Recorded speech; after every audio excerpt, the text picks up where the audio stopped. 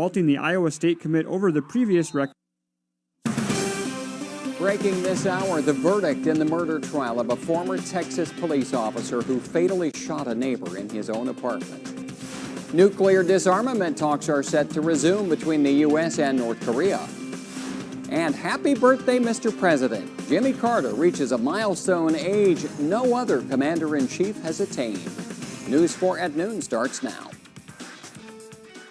From KTIV, Siouxland's news channel, this is News 4 at noon. Good afternoon. Thanks for joining us today. I'm Al Jones. A white former Dallas police officer has been found guilty in the murder of the fatal shooting of an unarmed black neighbor in his apartment, which she mistook for her own apartment. Cheers could be heard in the Dallas County Courthouse after a judge announced the verdict against Amber Geiger this morning.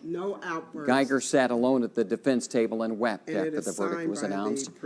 During her trial, Geiger apologized for killing Botham Jean and said she feared for her life upon finding the door unlocked of what she thought was her apartment. The jury is set to return this afternoon for the punishment phase of the trial.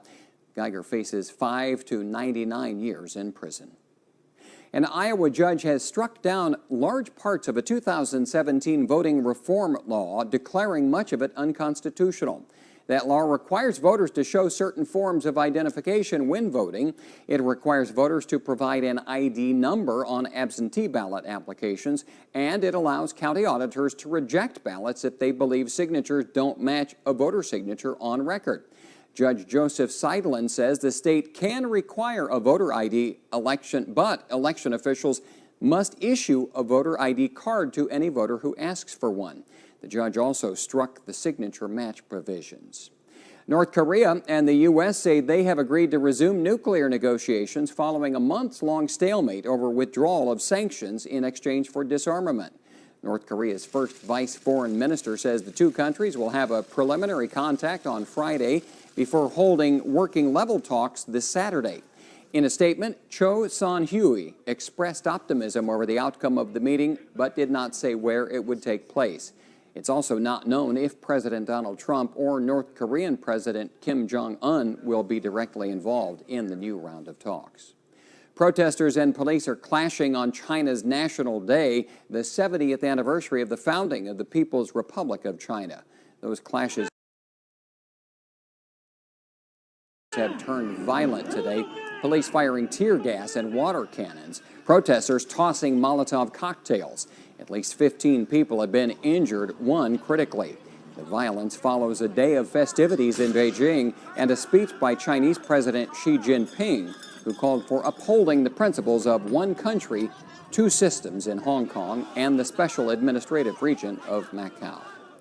Senator Chuck Grassley says the whistleblower who filed a complaint about President Donald Trump's dealings with Ukraine ought to be heard out and protected, and his or her requests for confidentiality should be respected. The Iowa Republican said no one should be making judgments or pronouncements without hearing from the whistleblower first and carefully following up on the facts. Grassley is a longtime advocate for whistleblowers and the chairman of the Senate Finance Committee.